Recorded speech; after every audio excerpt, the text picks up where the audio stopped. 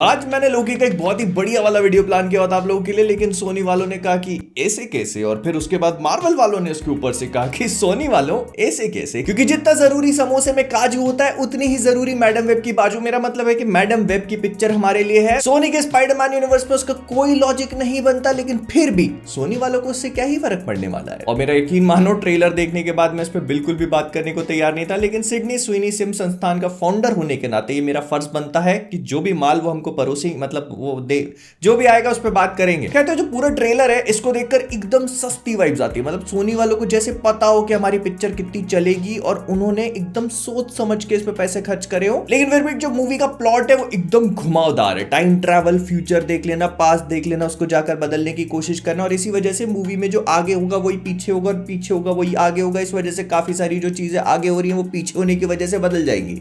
हो गए ना कंफ्यूज? मैं भी हो गया हूँ, आप भी हो जाओगे जब पिक्चर देखोगे। तो बेसिकली ट्रेलर की शुरुआत होती है एक लेडी से जिसका रोल प्ले कर रही है डकोटा जॉनसन। इनको आपने 50 शेड्स ऑफ ग्रे में भी देखा होगा। इसमें है लेडीज लोग इस पिक्चर में। सोनी वालों ने बहुत सोच समझ के कास्टिंग करी है। तो ये एक डाइनर के सामने खड़ी होकर के अंदर जाती है और वहां पर वो 3 लेडीज लोग को बचाने की कोशिश करती है, जिसमें से एक की वजह से पूरा का पूरा वीडियो बन रहा है। अब ये जो 3 लेडीज लोग बैठी हुई है इनको एक एक करके मैं आपको एक्सप्लेन करना शुरू कर देता हूँ, बिकॉज ये पूरा का पूरा मूवी का प्लॉट इन्हीं के आसपास घूम रहा है और एक कॉमिक बुक्स में भी एग्जिस्ट करती है। एंड क्योंकि कॉमिक वर्स है तो कॉमिक बुक्स का ज्ञान भर भर के पेला जाएगा, मुझे बताने की जरूरत नहीं है। तो बेसिकली ये जो लेडी डाइनर में घुस रही है इसका नाम है कैसेंड्रा वेब, और इसी के ऊपर मूवी का नाम रखा हुआ है मैडम वेब। अब मैडम वेब जो है वो स्पाइडरमैन की स्टोरी के लिए थोड़ा सा कई बार इंपॉर्टेंट हो जाती है, वैसे बहुत ज्यादा नहीं है लेकिन फिर भी कई बार हो जाती है। तो मैंने अपने एक वीडियो में स्पाइडरवर्स को एक्सप्लेन किया, अगर आप लोगों ने वो नहीं देखा तो वो जाकर देख लेना। बेसिकली स्पाइडरवर्स एक ऐसा नेटवर्क है मकड़ी के जाले की तरह, जिसके थ्रू जितने भी स्पाइडरमैन है वो सारे के सारे पूरे के पूरे मल्टीवर्स पे एक दूसरे से कनेक्टेड है, और उसी को स्पाइडरवर्स कहा जाता है। एंड कैसेंड्रा वेब उसी वेब का इस्तेमाल करके उन सारे स्पाइडरमैन के फ्यूचर देख सकती है। नाउ कैसेंड्रा वेब की कहानी इस वाले ट्रेलर में हमको जैसी दिखाई गई है उस तरह से टेक प्लेस नहीं करती कॉमिक बुक्स में। वो बेसिकली और कुछ नहीं बल्कि एक म्यूटेंट होती है जिसको माइस्थीनिया ग्रेविस नाम की बीमारी होती है। माइस्थीनिया ग्रेविस बेसिकली एक ऑटोइम्यून डिसऑर्डर है। जस्ट छोड़ दो, वहां नहीं जाते। बस आप इतना समझ लो कि इनकी डिजीज की वजह से ये चल फिर नहीं पाती, लेकिन अपनी डिसेबिलिटी के बदले में इनको मिलती है टेलीपैथिक एबिलिटीज और फ्यूचर देखने की शक्तियां, जिसका इस्तेमाल करके स्पाइडरमैन की मदद करती है और उनके साथियों की भी। लेकिन इससे ज्यादा इनकी बैक स्टोरी हमको कॉमिक बुक्स में बताई नहीं गई। इसके बाद आ जाती है 3 लेडीज लोग जो हम इस डाइनर में बैठे हुए देखते हैं। इनमें से सबसे पहली है आन्या कोराजोन। ये बेसिकली स्पाइडर गर्ल का रोल प्ले करती है मार्वल कॉमिक्स में। बहुत ज्यादा वेल नोन नहीं है। इसको अपनी सारी शक्तियां एक स्पाइडर टैटू से मिलती हैं जो मैजिक के थ्रू इनको दिया जाता है। फिर दूसरे नंबर पे आती है मैटी फ्रैंकलिन, जिसको अपनी शक्तियां मैजिक के थ्रू ही मिलती हैं, लेकिन ये थोड़ा एक्सीडेंटल हो जाता है। ये क्या करती है कि अपने पिताजी के एक रिचुअल में पार्टिसिपेट कर लेती है जिसका नाम होता है गैदरिंग ऑफ 5। उसके थ्रू इसको सुपर पावर्स मिल जाती है। तो सिडनी स्वीनी प्ले कर रही है जूलिया कारपेंटर स्पाइडर वुमन का रोल। मार्वल कॉमिक्स में जूलिया कारपेंटर जो होती है उसको अपनी सारी शक्तियां एक एक्सपेरिमेंट की वजह से मिलती हैं और उसके बाद वो स्पाइडर वुमन बन जाती है। कॉमिक बुक्स में काफी पहले से एग्जिस्ट करती आ रही है, और इसके बारे में सबसे खास बात यह है कि मैडम वेब से काफी इंटीग्रली कनेक्टेड है। बेसिकली होता कुछ नहीं है, मैडम वेब जब काफी लंबे टाइम तक अपना रोल प्ले कर लेती है तो फिर एक एक्सीडेंट में वो मॉर्टली वुंडेड हो जाती है और फिर वो अपनी सारी शक्तियां ट्रांसफर कर देती है जूलिया को, जिस वजह से वो अगली मैडम वेब बनती है। लेकिन उसका एक कर्स भी होता है कि वो ब्लाइंडेड हो जाती है। यार तो आई होप आपको ये सब कुछ चीजें क्लियर हो चुकी होंगी कि 3 कैरेक्टर इस मूवी में इतनी सिग्निफिकेंट क्यों है और कैसेंड्रा वेब मतलब मैडम वेब इनको बचाने की कोशिश क्यों कर रही है। तो मैडम वेब जब इस डाइनर में घुसती है तो उनके पीछे पीछे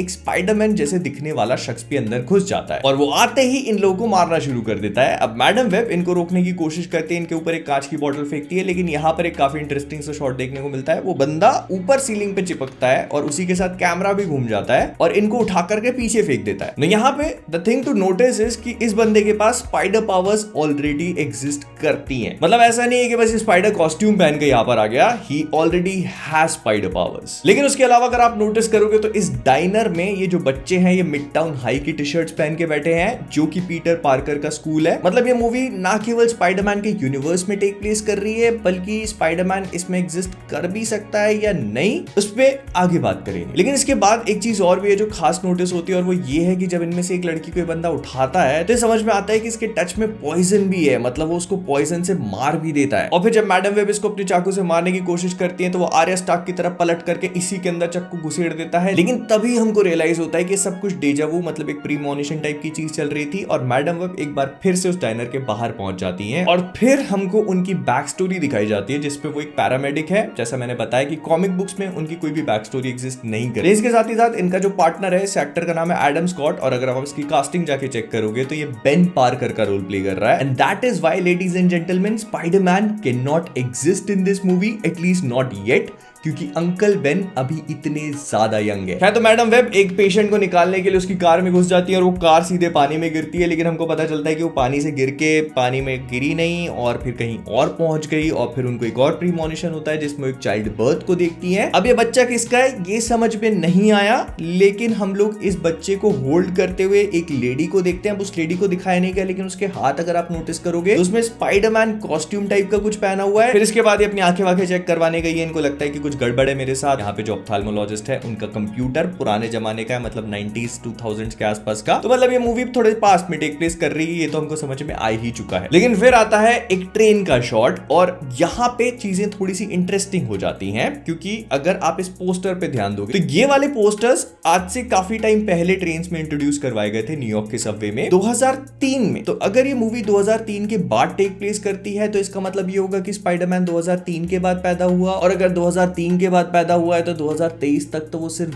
20 साल का ही होगा, which does not make any sense at all unless ये लोग एक किसी अलग स्पाइडरमैन के साथ ही अपने यूनिवर्स को प्लान कर रहे हैं, which would totally suck by the way। और उसके बाद फिर से वही स्पाइडरमैन आता है, लेकिन इस बार अपने इंसानी भेस में, और अंदर घुसने के बाद वो एक एक करके उनको फिर से मारना शुरू कर देता है। लेकिन फिर हमको रियलाइज होता है कि कैसेंड्रा वेब का एक और प्रीमोनिशन है, and as soon as it gets over तो कैसेंड्रा वेब उन तीनों लेडीज लोग को उठाती है वहां से और ट्रेन के बाहर निकाल लेती है, मतलब उन लोग की जान बचा लेती है। लेकिन इसके बाद हम लोग को वो जो इविल स्पाइडरमैन नुमा शख्स बना हुआ घूम रहा है उसके बारे में थोड़ा सा बैकग्राउंड दे दिया जाता है। ये बताया जाता है कि उस बंदे का नाम है इज़ीकियल सिम्स, और हमको एक फोटो दिखाई जाती है जिसमें वो बंदा कैसेंड्रा की मॉम के साथ रिसर्च कर रहा था अमेज़न के जंगलों में 1973 में। तो यहाँ पर अब डेफिनेटली बहुत सारे सवाल खड़े हो चुके होंगे, मुझे बताने की जरूरत नहीं है, तो भाई सबका जवाब देगा एक एक करके। तो इज़ीकियल सिम्स सबसे पहले तो मार्वल कॉमिक्स में एग्जिस्ट करने वाला स्पाइडरमैन के लिए एक काफी ज्यादा प्रोमिनेंट कैरेक्टर है। इस कैरेक्टर को समझने के लिए आपको बेसिकली स्पाइडरमैन और उसके पीछे जितनी भी माइथोलॉजी एग्जिस्ट करती है उसको समझने की जरूरत है। हाँ, स्पाइडरमैन के पीछे भी माइथोलॉजी है कॉमिक बुक्स में। स्पाइडरमैन एक स्पाइडर टोटेम का अवतार है। मार्वल कॉमिक्स में टोटल 9 स्पाइडर टोटेम्स है जिनको एक इजिप्शियन गॉडेस ने क्रिएट किया था, और उन स्पाइडर टोटेम्स का काम है जो पूरा web of destiny and life है उसको मेंटेन करके रखना, मतलब जो जिंदगी का धागा है उसको चलते रहने देने का काम इन स्पाइडर टोटेम्स का है। अब ये स्पाइडर टोटेम्स क्या करते हैं कि अपने हर एक यूनिवर्स में किसी ना किसी को अपना स्पाइडर अवतार चूज करते हैं, मतलब उसकी डेस्टिनी होती है स्पाइडरमैन बनना। मतलब 616 यूनिवर्स में ऐसी कोई भी ताकत नहीं थी जो उस मकड़ी को रोक पाए पीटर पार्कर को काट के स्पाइडरमैन बनाने से। तो इज़ीकियल सिम्स ने इन्हीं स्पाइडरमैन टोटेम्स का इस्तेमाल करके अपने ऊपर कुछ मैजिक रिचुअल्स परफॉर्म करे थे, और उसकी बदौलत उसे भी स्पाइडर पावर्स मिल चुकी हैं। लेकिन मजे की बात यह है कि कॉमिक बुक्स में इज़ीकियल सिम्स कभी भी एक इविल कैरेक्टर नहीं रहा, वो हमेशा पीटर पार्कर की मदद ही करता है। और अगर आप इस मूवी के कॉन्टेक्स्ट में भी देखने की कोशिश करोगे तो हम जो इमेजेस देखते हैं और बैकग्राउंड में जो वॉइस सुनते हैं उसमें भी कैसी वेब यही बताती है कि वो पेरुवियन जंगल में, जहां पर वो कॉमिक बुक्स में भी स्पाइडर्स के ऊपर रिसर्च कर रहा था कैसी की मॉम के साथ। एंड इन नोट्स पे ध्यान देने में समझ में आता है कि यहाँ पे टॉक्सिक वेनेमस रिलेटेड लिखा हुआ है, प्लस ये स्पाइडर प्रोबेबली अपने आप को इनविजिबल टर्न भी कर सकती है अपनी सराउंडिंग्स के साथ कैमोफ्लेज करके। लेकिन इसके कुछ ही देर बाद इन लोग पे अटैक हो जाता है और उसकी मॉम की डेथ हो जाती है। लेकिन अगर आप ध्यान दोगे तो यहाँ पर भी हम वही स्पाइडर लाइक हैंड्स को देख सकते हैं जो हमने कुछ टाइम पहले उस चाइल्ड बर्थ वाले सीन में देखे थे। प्लस हमको आगे ये भी समझ में आता है कि कैसेंड्रा वेब और ये तीनों कैरेक्टर्स जो है ये सब की सब एक दूसरे से कनेक्टेड है किसी ना किसी फॉर्म में, मतलब वही web of life and destiny वाला जो पूरा सीन है ये वो इस मूवी में क्रिएट करने की कोशिश कर रहे हैं, which actually happens in the comic books as well. मतलब जितने भी स्पाइडरमैन होते हैं वो एक दूसरे से किसी ना किसी वे में कनेक्टेड होते हैं। लेकिन इसके बाद हम लोग इज़ीकियल को देखते हैं जो एक कार पर आकर जंप कर रहा है अपने पूरे स्पाइडर सूट वगैरह में, और उसके हाथ में एक डेटोनेटर जैसा, अगर आप ध्यान से देखने की कोशिश करोगे तो। और आई एम वेरी श्योर कि इस मूवी में हमको कोई भी वेब स्विंगिंग देखने को नहीं मिलने वाली ब्रो। और फिर हमको इस सारी की सारी स्पाइडर वुमन जो है अपने स्पाइडर सूट में देखने को मिलता है, जो टू बी ऑनेस्टली स्पीकिंग मुझे इतने खास लगे नहीं, सस्ता सा कॉस्प्ले लग रहा था जिसको ऐसे हेज वेज वाला इफेक्ट देके छुपाने की कोशिश करी है। प्लस ये सिडनी स्वीनी जो है ये कुछ ऐसे सुपरनैचुरल वेब वगैरह क्रिएट करने की कोशिश कर रही है। इसको साइनिक वेबिंग कहा जाता है, जो ये कॉमिक बुक्स में भी यूज किया करती है, जिसका मतलब है कि हमारी हवा में जो मॉलिक्यूल्स फ्लोट कर रहे हैं ना उनको ये वेब में कन्वर्ट कर सकती है। प्लस अगर आप यहाँ पे नोटिस करोगे तो इज़ीकियल जो है वो भी थोड़ा सा बूढ़ा नजर आ रहा है, और यहाँ पे हमको ये भी बताया जाता है कि इज़ीकियल खुद भी फ्यूचर देख सकता है। तो ये जो पूरी सीक्वेंस है ये प्रोबेबली फ्यूचर में टेक प्लेस कर रही है, मतलब वो फ्यूचर में उसकी डेथ वेथ होने वाली है, जिसको प्रिवेंट करने के लिए वो पहले ही पास्ट में जाकर इन लोग की जान लेने की कोशिश कर रहा है, so that these three can not become spider woman and unalive him. और इज़ीकियल का ये पोस्ट काफी हद तक कॉमिक बुक एक्यूरेट भी नजर आ रहा है मुझे। एंड बस इसी के बाद कुछ कुछ धमाकों के साथ ये ट्रेलर खत्म हो जाता है। तो टू बी ऑनेस्ट कुल मिलाकर मुझे ट्रेलर ठीक ठाक ही लगा। मुझे इस मूवी से बहुत ज्यादा कुछ उम्मीदें है नहीं, वो तो सिडनी सीन है आपको पता ही है। But on a very serious note ये वही बात हो गई कि मेरे को तो बैटिंग करनी नहीं आती, लेकिन क्योंकि बैट मेरा है तो मैं तुमको भी बैटिंग नहीं करने दूंगा, क्योंकि इस पिक्चर को देखकर ये समझ में आ रहा है कि this movie was not at all required. और अब मैं नहीं चाहता कि सोनी वाले स्पाइडरमैन को लेकर एक स्टैंड अलोन मूवी बनाए या अमेजिंग स्पाइडरमैन 3 पे भी हाथ डाले। भाई प्लीज हमको चाहिए ही नहीं तुम्हारे साथ। खैर तो विद दैट बीइंग सेड हम लोग इस वीडियो को यहीं पे रैप अप करेंगे। अगर आपको पसंद आया तो लाइक कर देना, शेयर कर देना। मैं चला व्हाट इफ के सीजन 2 पे काम करने के लिए, वो वाला शायद आपको कल देखने को मिलेगा। तो जाने से पहले कॉमिक वर्स से मैं हूं मोहित, और आप सभी लोग अगर सिडनी स्विनी सिम संस्थान ज्वाइन नहीं किया है तो कर लेना। अभी तक किस चीज का इंतजार कर रहे हो, लिंक नीचे होगी। Fine. I'll do it myself.